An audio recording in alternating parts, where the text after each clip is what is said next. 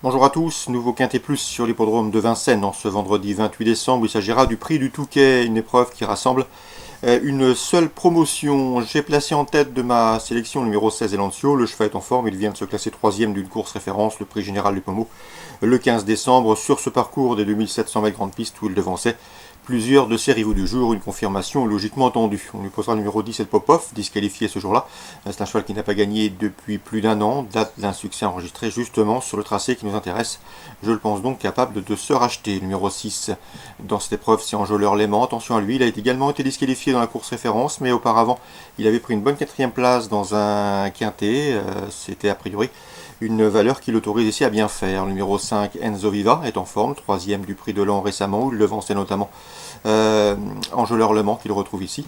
Le numéro 9, Escort Boy, mérite également crédit. Le cheval, dans cette épreuve, est toujours à la recherche d'une première victoire. Il tentera de l'obtenir ici. Et pour y parvenir, il devra sortir le grand jeu, toutefois, puisqu'il devra affronter les chevaux précités. Toutefois, sa cinquième place, obtenue dans le prix de la Saverne, où il devançait notamment Elancio et El Popov, peuvent lui permettre ici de tirer son épingle du jeu. Le numéro 7, c'est Espoir du Noyer, lui aussi est en forme, deuxième le 11 décembre sur plus court, et à mon avis dans ce lot une place est à sa portée. Le numéro 2, Express de Liton, est un cheval qui reste sur 4 disqualifications, pas à conseiller au cardiaque, mais attention, la dernière fois elle était meilleure course dans le dernier tournant alors qu'il était toujours compétitif pour une place, mieux vaut donc le reprendre. Le numéro 4, c'est Expelliarmus,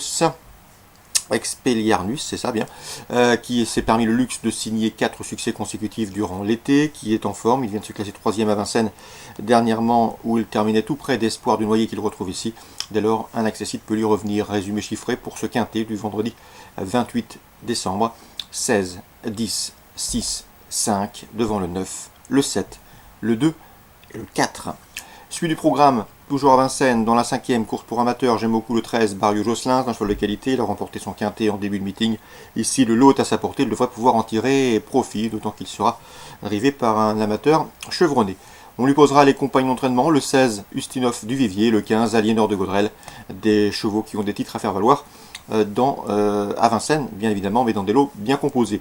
Dans la 6e, les étrangers devaient pouvoir se tailler la part du lion. Je pense notamment au 601 Melby Drake et au 608 Elron, qui se sont classés 2e et 3e du prix de Villers-Cotterêts le 12 décembre sur ce tracé. Ce jour-là, le chrono était bon, 1:11:6. A priori, ils devraient pouvoir se tailler la part du lion. Le numéro 1, c'est toujours un piège. Le numéro 8, c'est un handicapant en dehors, mais vu cette prestation récente à Vincennes, il s'annonce redoutable. Je leur associerai le 12 qui, à mon avis, peut faire afficher une belle cote dans le trio. C'est dans cette épreuve Smithikens Cruiser qui, ce jour-là, a été fortement gêné dans la phase finale alors qu'il avait des ressources. Mieux vaut donc le racheter. 601, 8 et 12 pour une cote. Dans la 7e, j'aime beaucoup le 9 Bastelica Fedo qui possède le meilleur chrono du peloton sur le tracé qui nous intéresse. Et dans la 8e, ma confiance ira vers le 814 Guardia, régulière depuis ses débuts. Pour sa première tentative à réclamer, elle a gagné facilement devant plusieurs de ses rivaux du jour. À mon avis, elle s'annonce une nouvelle fois difficile à déloger. Résumé chiffré pour ce programme du vendredi 28 décembre Vincennes, la 5e 13, 16, 15, dans la 6e course le 1, le 8, le 12, dans la 7e le 9 et dans la 8e le 14. Petit mot également sur Pau en réunion 3. Dans la première épreuve d'ouverture, les 2 chevaux semblent se dégager, le 101 Tirasia et le 107 90 à Estivo. Ces deux-là se connaissent bien. Elles ont été affichées première et deuxième le 6 décembre sur cette piste paloise où elles dominaient notamment 3 de leurs adversaires du jour. Rien ne s'oppose à une confirmation. Le 101 Tirasia et le 7 90 à Estivo. On prend les mêmes et on recommence un peu plus tard dans la réunion. Dans la 6e, course à réclamer.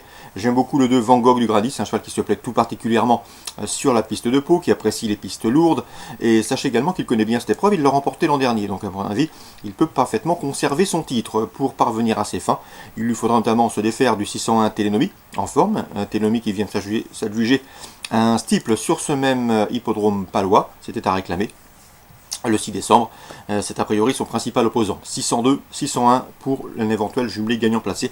On le reposera toutefois le 609 Uccello de Mai, qui lui aussi est un spécialiste des réclamés à Pau. Il a terminé 2e de cette course en dernier, il l'a remporté il y a 2 ans en 2016. Donc on prend un spécialiste du parcours, un spécialiste de cette épreuve. 601, 602, 609 dans l'ordre du programme, c'est à Pau en réunion 3. Excellent jeu à tous, bonne journée, rendez-vous demain pour une nouvelle émission.